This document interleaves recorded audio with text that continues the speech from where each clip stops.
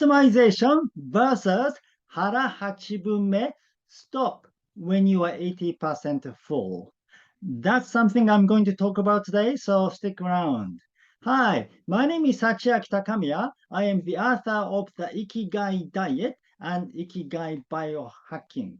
Right, so at the end of the last video, I said that I was going to talk about whether it is always good to optimize things or not. Yeah, so that's something I'm going to talk about today. So I said optimization versus Hara Hachibunme. So what does Hara Hachibunme means? It means stop when you are 80% full. This is a Japanese concept. So we usually stop eating when you become 80% full. So you don't continue eating until you're full. Yeah. And this is the basically concept on health. And now it is quite well known because many people talk about it now in the field of longevity.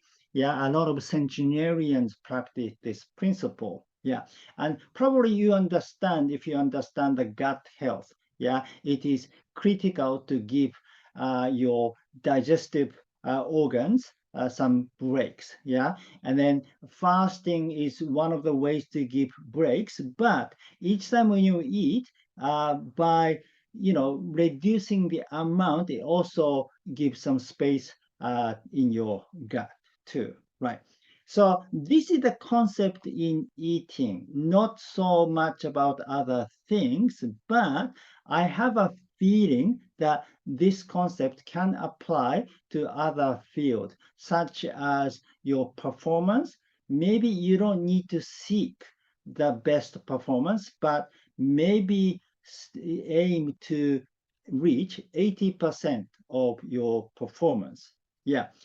However, Hara Hachibunme doesn't mean, it only means stop eating when you are 80% full. Yeah. However, I think a lot of Japanese people may understand me if I said that you can use Hara Hachibunme for your optimization or performance and things too, because we have another concept called taru or shiru, which means be satisfied with your lot. Yeah. So this is often talked about in the context of economy or growth and things. And you don't need to grow all the time. You can be once you reach the comfortable level, yeah, then you can be satisfied with it. You don't need to seek further growth. Yeah, right.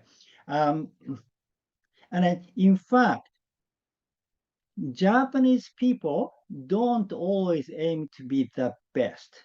I think in the West, a lot of people want to be the best, right? If you're in the class, you want to be the fastest runner, you want to be the best in academics. If you play baseball, you want to be the best, yeah, in class. But I mean, some Japanese people do. Of course, we do want to be the best too, but not everybody. In fact, many people probably prefer to be the mediocre than to be the best. Because to be the best means you create number twos, number threes, number fours too. Yeah. And those people probably will not like you. Yeah. So it's like, but if you are the mediocre level, then you are the same with the rest of the classmate. You are the same with many people. So you feel more comfortable. You have more friends than becoming the best to be different from others. Yeah, this is a kind of unique mentality. Probably a lot of people in the West don't have it. Yeah. You have more kind of competitive mindset. Yeah. If the life is a competition. So you have a winners and losers, and you always want to be the winner. Yeah, you don't want to be the loser. That is a very strong mindset in the West. Yeah. And then in the book, Ikigai Biohacking, I talked about do away with the competitive mindset. Yeah. It is sometimes good to not to compete all the time, not to always think of in terms of winning and losing. Yeah. Now, sometimes competitive mindset is good because it kind of helps upgrade your overall performance.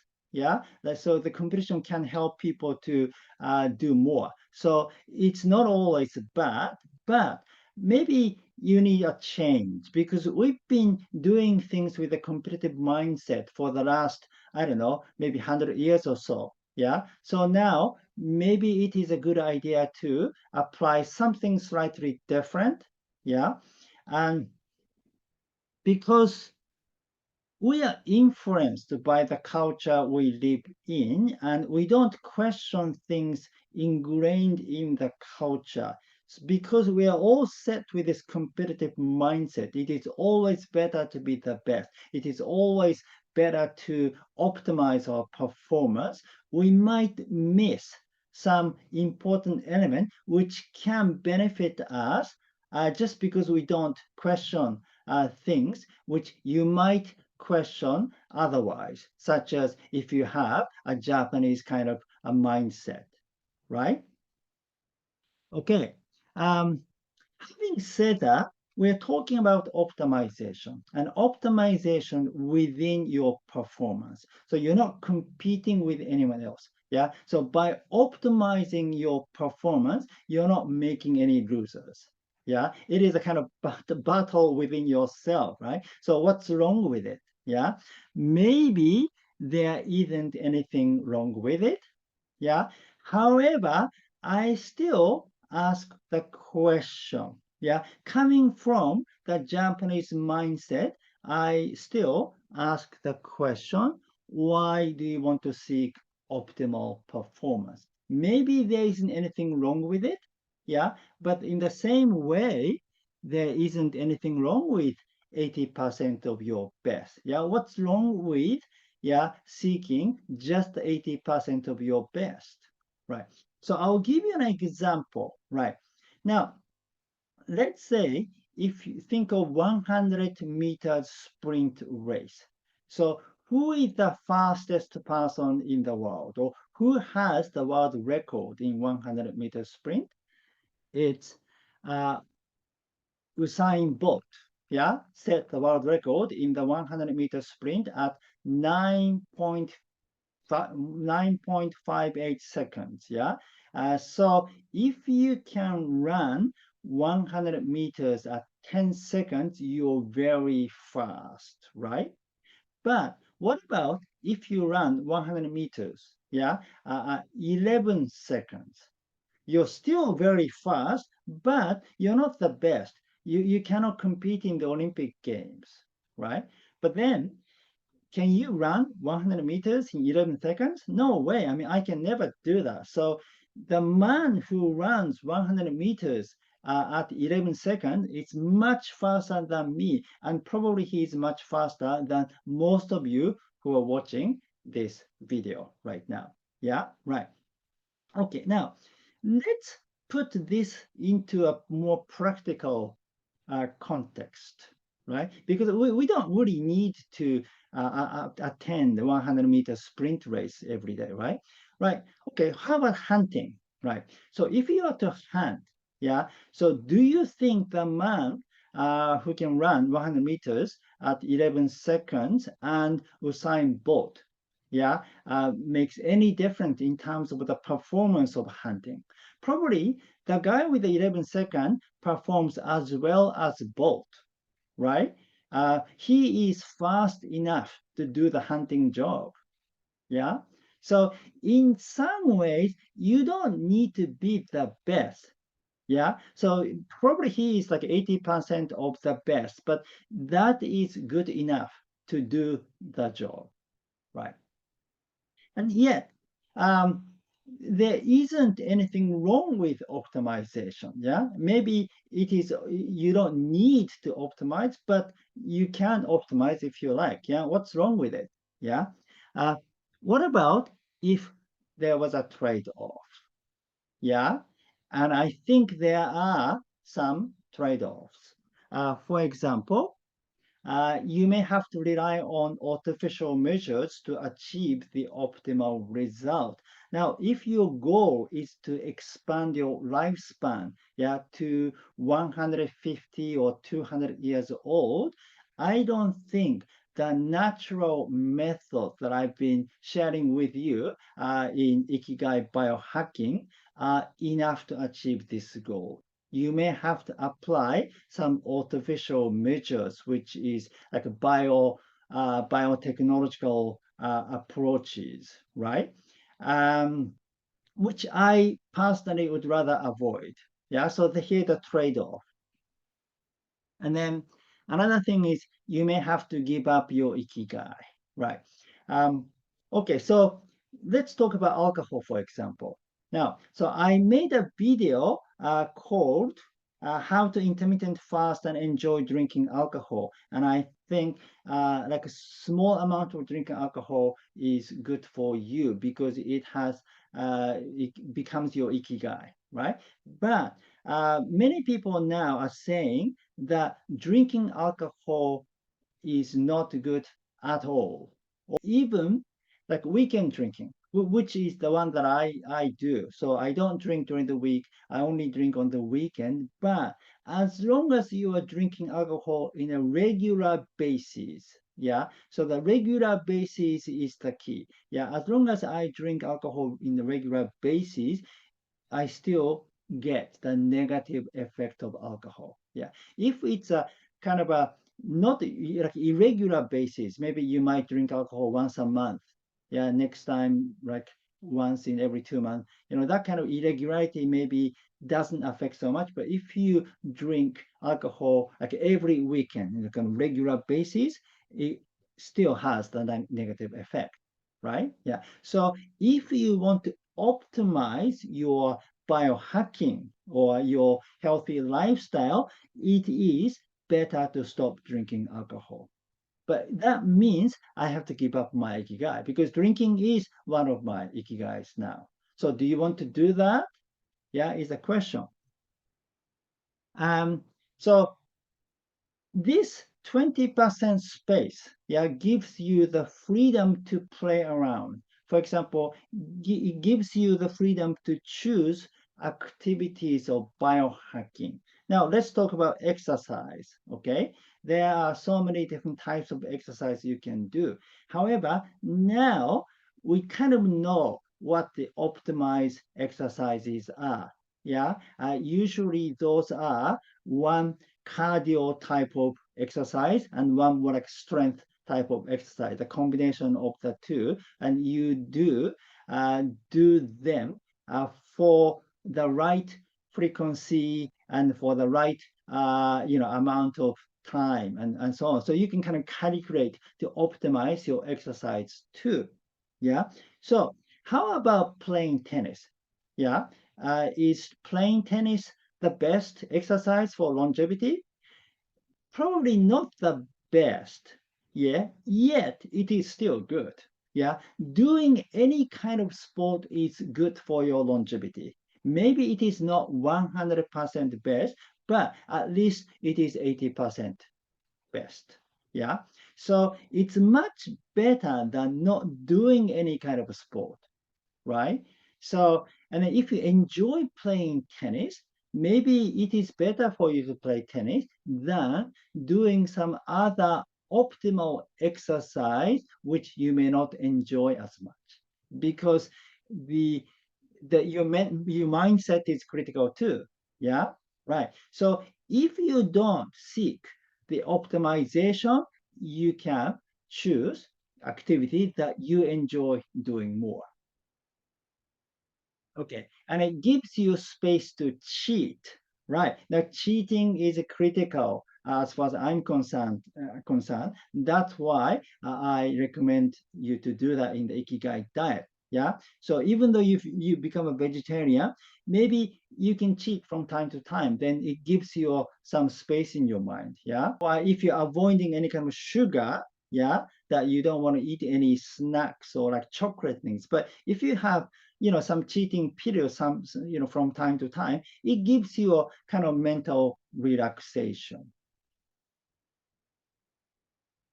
And it gives you flexibility to develop other areas of your life. Remember, the Ikigai biohacking is a way to develop your body, mind, spirit, and the planet, right? You're not only focusing on the physical element. Yeah. And some of the optimized method, yeah, just apply to your physical biohacking. Yeah.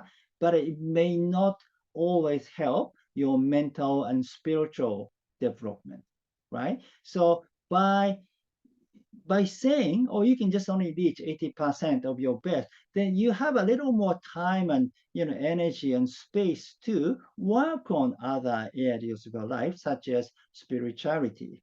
Right. Now, in Buddhism, there are two kinds of schools. Yeah. One is Hinayana Buddhism, and the other is Mahayana Buddhism. Yeah.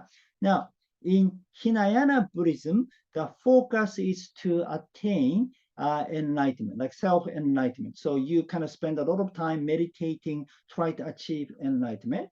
While in Mahayana Buddhism, the focus is to save others, to spread the teaching of Buddhism to more people, and like help others to reach enlightenment. Right.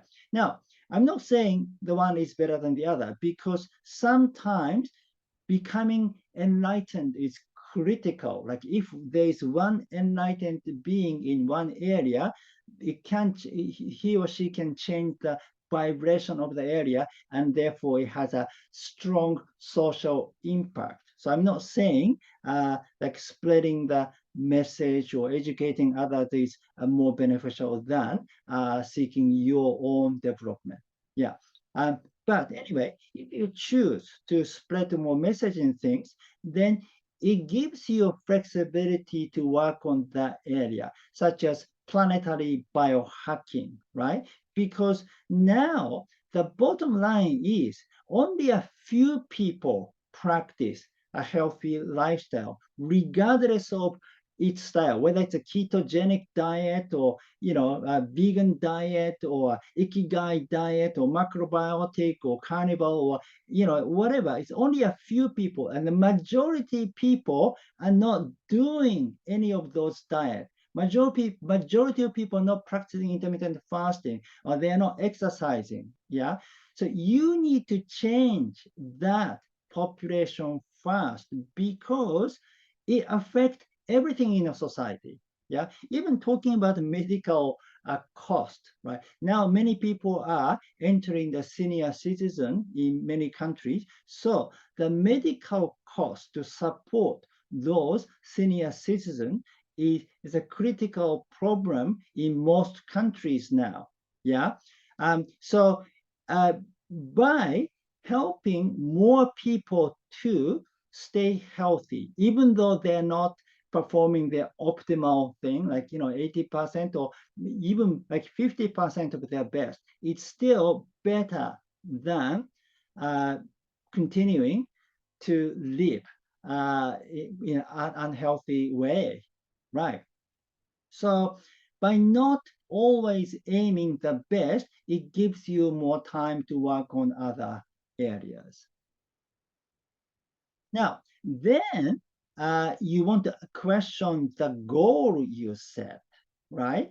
So in regular biohacking, depending on, of course, your goal, some people have different purposes, but if you are aiming for your lifespan extension, and then some people aim to live until 200 or 150, okay? And then Ikigai biohacking, we aim to stay sick-free until 120.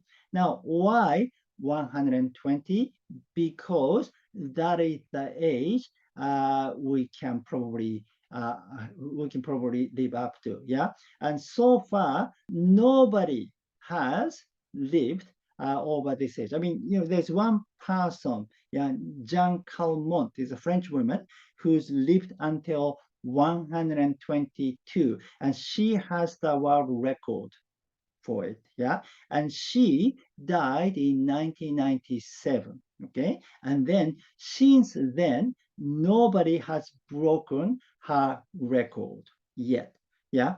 Well, 1997, that's over 25 years ago. It's a long time.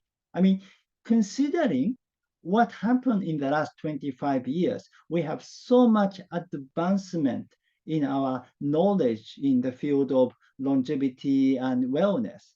Yeah. And we have more knowledge now to optimize our lifestyle towards longevity, yet nobody has broken her record since that time. How come?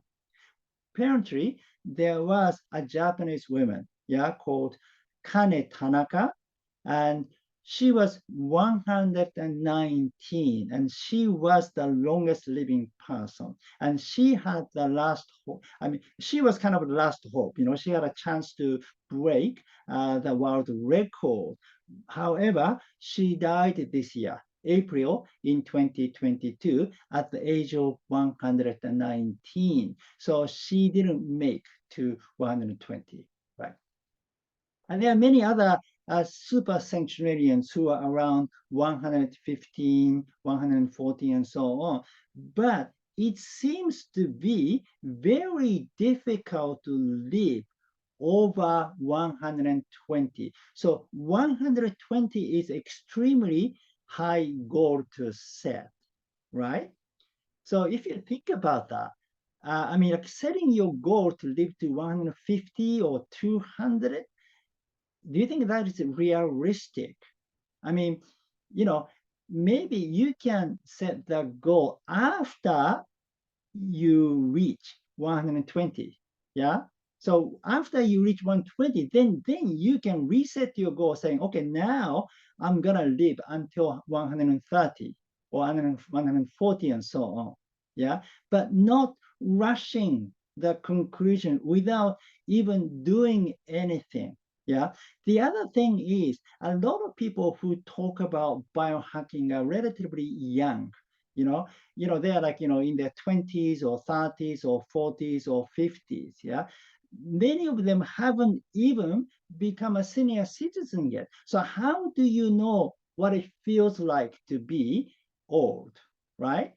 And so I think they, I don't know, but just the kind of information is kind of running faster without your mind is just your head is kind of running without the body is keeping up with without the society is keeping up with. Yeah. um so I think we need to kind of chill out, relax, and then if we set the more realistic, like a comfortable goal, then we don't need to worry too much about optimization, because by aiming the 80% of your best performance, you can probably achieve the Ikigai biohacking goal, like staying sick free until 120. Yeah. And then it gives you more space to do other things. Okay.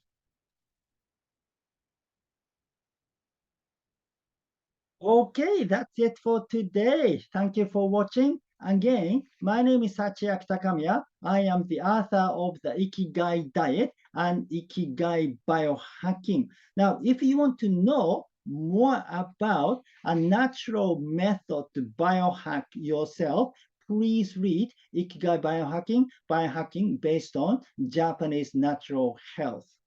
Okay, and if you like this video, please give me your thumb up and subscribe to my channel. Please hit the subscribing button and leave your comment. So that is what I think, but how about you? What do you think about optimization and Hara Hachibunme?